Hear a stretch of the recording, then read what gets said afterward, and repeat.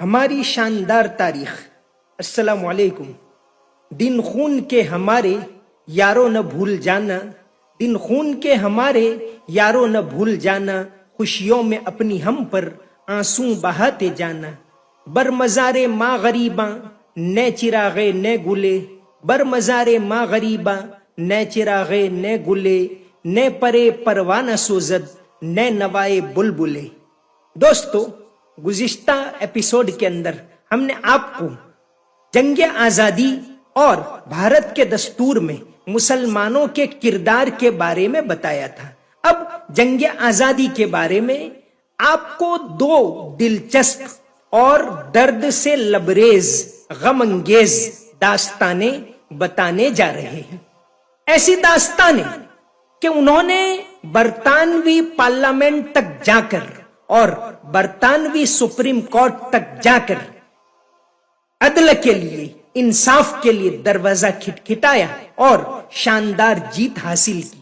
اس میں سب سے پہلی داستان ہے مولانا فضل حق خیرآبادی کی، جنہوں نے 1857 کے اندر دہلی میں آ کر انگریز کے خلاف فتویٰ دیا تھا۔ انگریز کے خلاف جہاد کا فتویٰ دینے والی جو ٹیم تھی، اس کے اندر آپ کا نام شامل تھا اور آپ کو کالا پانی کی سزا انگریز نے دی تھی۔ مولانا فضل خیرآبادی بہت بڑے ادیب تھے، ساہتیہ کار بھی تھے۔ آپ نے سب سے پہلے مرزا غالب کی دیوان غالب کو ترتیب دیا تھا۔ آپ ایک ادیب گھرانے کے تھے۔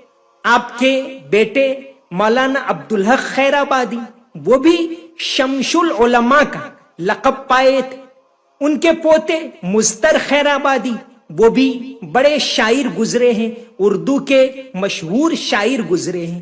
مزتر خیرآبادی کے بیٹے جانثار اختر اور ان کے بیٹے جن کو ہم لوگ جاوید اختر کے نام سے جانتے ہیں، پوری نسل بتا دی۔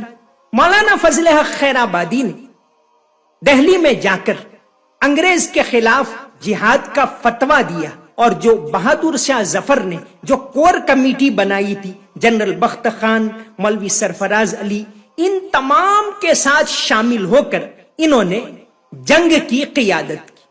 جنگ کے بعد انگریز کی ہٹ لسٹ کے اوپر جو بڑے بڑے لوگ تھے، اس میں سے ایک نام تھا مولانا فضل حق خیرآبادی کا، لیکن آپ وہاں سے چلے گئے اور بیگم حضرت محل سے جا ملے۔ آخر کار 1859 کے اندر انگریزوں نے آپ کو گرفتار کیا اور آپ کے اوپر مقدمہ چلا۔ آپ نے صاف صاف کہا کہ میں نے فتویٰ دیا تھا اور آج بھی میں اپنی بات کے اوپر قائم ہوں۔ آخر کار انگریز نے ان کو کالا پانی کی سزا دی اور ان کو انڈمان کے بھیانک جزیروں کے اندر بھیج دیا۔ اس کی پوری تفصیل ان کے ساتھ ایک اور، بلکہ ان کے بعد جن کو قید کیا گیا تھا اور انڈمان کے اندر جو رہے تھے، مولانا محمد جعفر تھانیسری، انہوں نے ایک کتاب لکھی ہے کالا پانی تواریخ عجیب۔ اس کے اندر مولانا کا تذکرہ کیا ہے۔ مولانا محمد جعفر تھانیسری بھی 19 سال تک، یعنی 1864 سے 1883 تک وہاں جیل کے اندر رہے، انڈمان کی بھیانک تکلیفیں جھیلی، لیکن وہ انگریز کے خلاف رہے۔ اسی طرح اور بہت ساری لٹریری پرسنالٹیز، بڑے بڑے ادیب، بڑے بڑے علماء وہاں انڈمان کے اندر بھیانک قید میں ڈالے گئے، ان کو رکھا گیا۔ بڑی عجیب ان کی داستانیں ہیں۔ ان میں ایک تھے مولانا عنایت احمد کاکوروی، جنہوں نے ایک کتاب لکھی ہے علم الصیغہ۔ یہ کتاب آج بھی بھارت کے بہت سارے مدرسوں میں پڑھائی جاتی ہیں، اور یہ مدرسے آج بھی اس بہانے جنگ آزادی کی تاریخ کو یاد رکھتے ہیں۔ اسی طرح مولانا فضل خیرآبادی نے بھی وہاں رہ کر الثورۃ الہندیہ کتاب لکھی۔ اس کتاب کے اندر انہوں نے انگریزوں نے جو بھیانک ظلم ان کے اوپر ڈھائے، اس کی ایسی داستان لکھی ہیں جو آنکھوں میں آنسو لا دیتی ہیں، جو رلا دینے والی ہیں، جو یہ بات یاد دلاتی ہیں کہ کیسی بھیانک اذیتیں اور کیسی تکلیفیں جھیل کر، کیسی غم انگیز مصیبتیں جھیل کر ان لوگوں نے ہمارے دیش کو آزاد کروایا۔ مولانا فضل حق خیر آبادی کو جب وہاں جیل میں ڈال دیا گیا، فائر کوین نام کے جہاز کے اندر ان کو بھیج دیا گیا، تو ان کے بیٹے مولانا عبدالحق خیر آبادی انہوں نے بیڑا اٹھایا کہ میں انصاف لے کر رہوں گا۔ حالانکہ 1757 کی پلاسی کی جنگ کے بعد سے ہی اور 1799 میں ٹیپو سلطان کی شہادت کے بعد انگریز کے خلاف بولنا اور سر اٹھانا یہ بھیانک جرم سمجھا جاتا تھا، لیکن ان کے بیٹے مولوی عبدالحق دہلوی نے طے کیا کہ میں کیس لڑوں گا، اور وہ یہاں سے برطانیہ گئے۔ برطانیہ کے اندر انہوں نے کیس لڑا، اور کیس لڑنے کے بعد آخرکار اپنے باپ کی رہائی کا ڈاکیومنٹ لے کر سوار ہوئے، 13,000 کلومیٹر دور کیس کو لڑنے کے لیے گئے۔ جب وہاں سے واپس آئے سیدھے انڈامان گئے، اور انڈامان میں 21 اگست 1861 کے دن صبح جلدی جلدی پہنچے۔ لوگوں نے دیکھا سمندر کے کنارے پر لوگ جمع تھے، اور یہ لوگ ایک عجیب بات کے لیے جمع ہوئے تھے، ایک غم انگیز بات کے لیے جمع ہوئے تھے۔ دور سے جہاز دیکھا تو لوگ رک گئے، آئے دیکھا کہ یہ تو مولانا فضل حق خیر آبادی کے بیٹے مولانا عبدالحق ہیں، لیکن اس وقت گزشتہ رات کو ہی مولانا فضل حق خیر آبادی کا انتقال ہو چکا تھا، اور بیٹے رہائی کا پروانہ لے کر گئے، اور وہاں صرف اور صرف ان کی نماز جنازہ کے اندر شریک ہوئے۔ آج بھی پورٹ بلیر کے اندر مولانا کا مزار موجود ہے، اور نہ صرف مسلمان بلکہ ہندو اور دوسرے لوگ بھی وہاں بڑی تعداد کے اندر ان کے مزار کے اوپر جاتے ہیں۔ جن سے تھی دل کی بستیاں آباد، جن سے تھی دل کی بستیاں آباد، اب کہاں ہیں وہ ہستیاں آباد۔ ایک کتاب جزائر انڈامان و نکوبار ماضی تا حال لکھی ہے پورٹ بلیر کے ایک پرنسپل جو ریٹائر ہو چکے اب تک، ایم احمد مجتبہ، انہوں نے لکھی ہے۔ ان کے دادا پنڈت نذیر محمد وہ بھی وہاں قید کیے گئے تھے، تو ایم احمد مجتبہ نے کئی کتابیں لکھی ہے۔ کتاب لکھی ہے جزائر انڈمان و نکوبار ماضی تا حال، اور انگلش میں انہوں نے ایک کتاب لکھی ہے memories of Andaman and Nicobar آئی لینڈز۔ ان کتابوں کے اندر انہوں نے یہ ساری داستانیں وہاں جگہ جگہ گھوم کر، وہاں کے ڈاکیومنٹ دیکھ کر اور وہاں کے مقامات دیکھ کر تصویروں کے ساتھ یہ کتاب شائع کی ہے۔ ایم احمد مجتبہ صاحب ابھی بھی وہاں پورٹ بلیر کے اندر رہتے ہیں۔ تو یہ بات بتا رہی ہے کہ بہت سے لوگوں نے اس دھرتی کے لیے شہادتیں مول لی، اپنی زندگیاں کھپا دی، تب جا کر یہ دیش آزاد ہوا۔ ایم احمد مجتبہ نے ایک اور کتاب لکھی ہے ایکتا انڈامان میں، یعنی انڈامان کے جزائر میں آج بھی لوگ مل جل کر رہتے ہیں، ایک تہذیب، ایک سنسکروتی ہے، بھارتی سنسکروتی، اس طرح لوگ گھل مل کر رہتے ہیں۔ یہ اس کے بارے میں انہوں نے اس کتاب کے اندر لکھا ہے۔ ایک نظم بھی اس کے اندر انہوں نے لکھی ہے، کبھی وقت ملے تو سونگ کر دیکھ، کبھی وقت ملے تو سونگ کر دیکھ، مٹی انڈامان کی مہک آئے گی، کبھی وقت ملے تو سونگ کر دیکھ، مٹی انڈامان کی مہک آئے گی، میل ملاپ کی، بھائی چارے کی، ایکتا کی مہک آئے گی، کبھی وقت ملے تو دیکھ سونگ کر مٹی انڈامان کی مہک آئے گی۔ مولانا فضل حق خیر آبادی کا مزار آج بھی دور دراز اس بات کو بتا رہا ہے کہ بہت سارے لوگوں نے اس ملک کے لیے تکلیفیں جھیلی، انگریز کا مقابلہ کیا اور اس ملک کو آزاد کروایا۔ ایک ایسی ہی عجیب کہانی میں آپ کو بتانے جا رہا ہوں، اور وہ ہمارے یہاں سورت کی ہی۔ سورت پہلے سے ہی ایک شاندار بندرگاہ رہی ہے، ایک تجارتی مرکز رہا ہے، ایک تجارتی سینٹر رہا ہے، اسی لیے انگریز بھی یہاں سے آتے تھے، عرب بھی یہاں سے آتے تھے۔ بلکہ سورت کی جو میونسپل کارپوریشن ہے، وہ بلڈنگ جہانگیر بادشاہ نے 1644 کے اندر بنوائی تھی، جس کو مغل سرائی کہتے ہیں۔ آج بھی وہ بلڈنگ موجود ہیں، اور یہ بلڈنگ اس بات کو بتا رہی ہے کہ اس زمانے میں یہ سورت کتنا ترقی کے اوپر تھا۔ جہانگیر بادشاہ کے زمانے میں یہ بلڈنگ 1644 کے اندر مکمل ہوئی، جو مغل سرائی ہے۔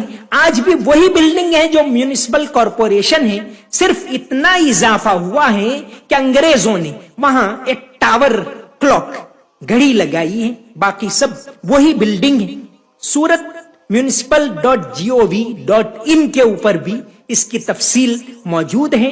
اسحاق بیگ یزدی، انہوں نے، وہ اس کے آرکیٹیکٹ تھے، یہ بلڈنگ انہوں نے بنائی تھی، اور 1644 میں اس کا افتتاح ہوا۔ انگریزوں نے 1857 میں اس بلڈنگ کا جیل کے طور پر بھی استعمال کیا تھا، جس کو آج ہم سورت میونسپل کے نام سے جانتے ہیں، سورت میونسپل کارپوریشن کی بلڈنگ۔ اس کے اوپر جو بڑی بڑی 2 تختیاں تھی، 3.65 میٹر کے، یعنی بڑے پتھر تھے۔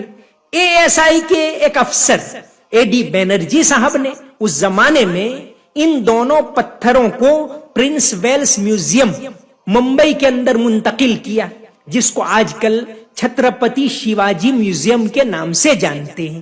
یہ میونسپل کارپوریشن کی دونوں تختیاں وہاں موجود ہیں، اور سب سے پہلے 1925 کے اندر محمد امین جو مشہد کے تھے، انہوں نے یہ دونوں پتھروں پر لکھی ہوئی تحریر پڑھی، اور بتایا گیا کہ یہ بلڈنگ کس طرح بنائی گئی۔ تو ابھی میں بتانے جا رہا ہوں سورت کے نواب جعفر علی خان، جنہوں نے 14 سال تک مسلسل کوشش کر کے انگریز کا مقابلہ کر کے اور برطانیہ جا کر اپنا کیس لڑا، اور آخرکار برطانوی پارلیمنٹ کو ان کے حق میں قانون پاس کرنا پڑا، اور 1856 کے اندر 14 سال کے بعد وہ اپنا کیس جیت کر آئے۔ سورت کے ایک نواب تھے، نواب افضل الدین۔ یہ ساری جو باتیں ہیں کئی تاریخی کتابوں کے اندر لکھی ہوئی، لیکن ابھی ان تمام باتوں کو ایک کتاب کے اندر سورت کے ہی معین میر نے، سورت فال آف اے پاٹ رائز آف اے پرنس، اس کتاب کے اندر تفصیل سے لکھا ہے۔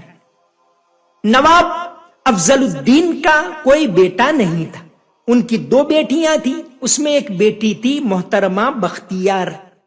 بختیار کا نکاح انہوں نے گونڈل کے ایک صوفی تھے سید میر سرفراز، ان کے بیٹے نواب جعفر علی سے کروایا تھا۔ 1829 کے اندر ممبئی کے گورنر سر جان مالکم نے یہ بختیار کو گود لیا، اور اس بات کا اعلان کیا کہ جب نواب افضل الدین کا انتقال ہوگا تو اس بیٹی کو ہم سورت کی بادشاہت سونپیں گے۔ اصل میں انگریز کی چال یہ تھی، ایک کے بعد ایک، ایک کے بعد ایک ریاستوں کو وہ ہڑپ کرتے جا رہے تھے، لیکن سر جان مارشل نے جب اعلان کیا تو نواب افضل الدین مطمئن ہو گئے، اور انہوں نے اپنے داماد نواب جعفر علی کو گود لیا۔ اس کو بھی انگریز نے تسلیم کر لیا، مان لیا، تو وہ مطمئن ہو گئے کہ میرے بعد نواب جعفر علی بادشاہت حاصل کریں گے۔ لیکن جب 1842 کے اندر ان کا انتقال ہو گیا نواب افضل الدین کا، تو انگریز نے اس وقت جو اس وقت کے جارج آرتھر ممبئی کے گورنر تھے، انہوں نے نواب جعفر علی کو کہا کہ آپ کو ثابت کرنا ہوگا کہ آپ نواب افضل الدین کے وارث، اگر آپ 2 ماہ کے اندر یہ ثابت نہیں کر پائے تو سورت آپ کے ہاتھ سے چھین لیا جائے گا۔ یہ تو ناممکن تھا ثابت کرنا، کیونکہ وہ حقیقی بیٹے نہیں تھے۔ انگریز نے بہانہ بنایا اور اس طرح سورت کو ہڑپ کر لیا۔ جب سورت کو ہڑپ کر لیا تو نواب جعفر علی بھی الگ مٹی سے بنے ہوئے تھے۔ انہوں نے طے کیا کہ کیس لڑنا ہے۔ پہلی مرتبہ وہ یہاں سے لندن گئے، اپنے ساتھ انگریزی کے جانکار لطف اللہ خان، ٹی جے اسکاٹ اور ایک ڈاکٹر بدر الدین، ان تینوں کو لے کر یہاں سے برطانیہ گئے۔ الگ الگ جگہوں پر اپنی بات پیش کی، لیکن پہلی مرتبہ میں ان کو ناکام ہو کر لوٹنا پڑا۔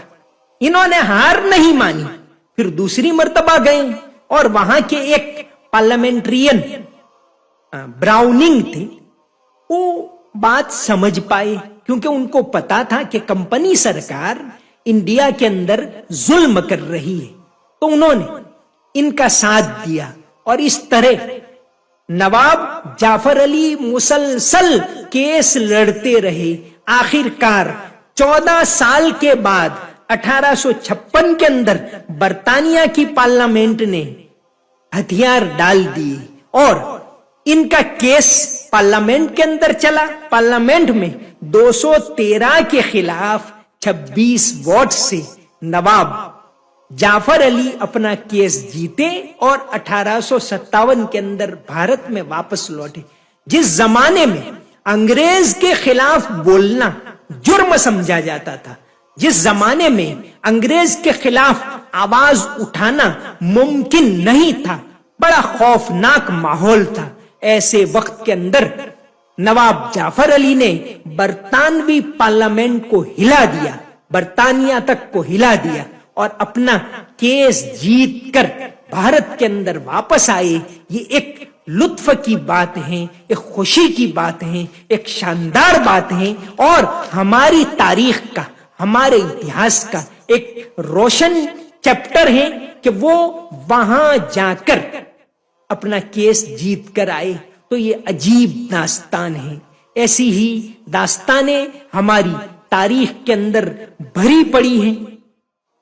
کہے دیتی ہیں شوخی نقش پاکی، کہے دیتی ہیں شوخی نقش پاکی، ابھی اس راہ سے کوئی گیا ہے۔ انشاءاللہ اور بھی پر لطف اور بھی تاریخی باتیں اور بھی شاندار باتیں لے کر آپ کی خدمت میں حاضر ہوتے رہیں گے۔ آپ بھی ہمارے لیے دعا کیجئے گا۔ اللہ حافظ۔